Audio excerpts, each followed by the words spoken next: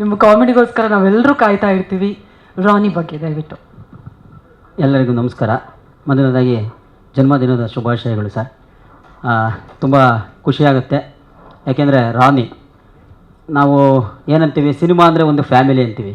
ಫ್ಯಾಮಿಲಿಯಲ್ಲಿ ಅಣ್ಣ ತಮ್ಮ ಚಿಕ್ಕಪ್ಪ ದೊಡ್ಡಪ್ಪ ಹಿಂಗೆಲ್ಲ ಇರ್ತಾರೆ. ಹಾಗೆ ಸಿನಿಮಾದಲ್ಲೂ ಕೂಡ ಅಣ್ಣ ತಮ್ಮ ಚಿಕ್ಕಪ್ಪ ದೊಡ್ಡಪ್ಪ ಯಾರಂದರೆ ಕ್ಯಾಮ್ರಾಮನ್ ಆಗಿರ್ಬೋದು, ಎಡಿಟರ್ ಆಗಿರ್ಬೋದು, ಆಮೇಲೆ ಸೆಟ್ ವರ್ಕ್ ಆಗಿರ್ಬೋದು, ಲಿರಿಕ್ ಆಗಿರ್ಬೋದು, ಸಂಗೀತ ಆಗಿರ್ಬೋದು, ಹೀಗೆ ಪ್ರತಿಯೊಂದು ಡಿಪಾರ್ಟ್ಮೆಂಟು ಸೇರಿದರೆ ಖಂಡಿತವಾಗ್ಲೂ ಒಂದು ಸುಂದರವಾದ ಫ್ಯಾಮಿಲಿ.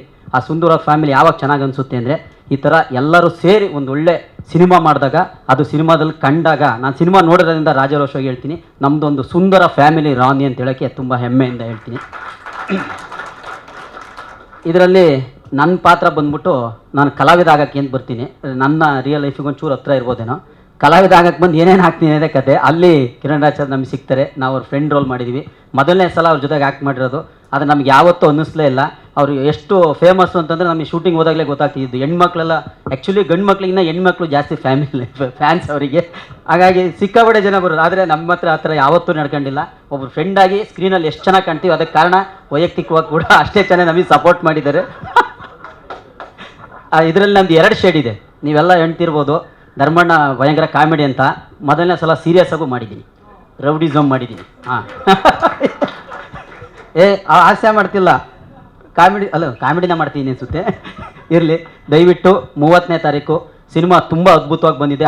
ತುಂಬ ಒಂದೊಳ್ಳೆ ಪಾತ್ರ ಕೊಟ್ಟಿದ್ದಾರೆ. ಅಂದರೆ ಇಂಥ ಒಂದು ಮಾಸು ಮತ್ತು ಲವ್ ಸಿನಿಮಾದಲ್ಲಿ ಇಂಥ ಒಂದು ದೊಡ್ಡ ಕ್ಯಾರೆಕ್ಟ್ರನ್ನ ನಾನು ಪ್ಲೇ ಮಾಡಿಲ್ಲ. ಯಾಕೆಂದರೆ ಇಡೀ ಸಿನಿಮಾ ನಾನು ಈ ಸಿನಿಮಾದಲ್ಲಿದ್ದೀನಿ. ಅದಕ್ಕೆ ಡೈರೆಕ್ಟ್ರ್ ಸರಿಗೆ ನಾನು ಥ್ಯಾಂಕ್ಸ್ ಹೇಳ್ತೀನಿ. ಯಾಕೆಂದರೆ 2 ಶೇಡ್ ಬೇರೆ ಕೊಟ್ಟಿದ್ದಾರೆ. ಅವ್ರು ಮೊದಲನೇ ಸಲ ಕತೆ ಹೇಳಿದಾಗ ನನಗೆ ಆಶ್ಚರ್ಯ ಆಗಿದೆ. ಏನಂತಂದರೆ ಇಂಥ ಸಿನಿಮಾನ ಇಷ್ಟು ಕ್ಯಾನ್ವಸ್ನ ಹೆಂಗೆ ಮಾಡ್ತಾರೆ ಅಂತಿತ್ತು.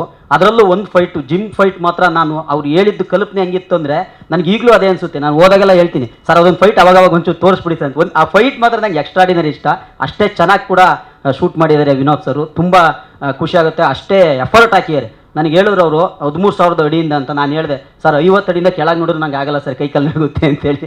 ಅವರಿಗೆ ತುಂಬ ಅದ್ಭುತವಾಗಿ ಅವ್ರವ್ರ ಪಾತ್ರನ ಎಲ್ಲ ಕಲಾವಿದರು ಅಷ್ಟೇ ಅಚ್ಚುಕಟ್ಟಾಗಿ ಮಾಡಿದ್ದಾರೆ.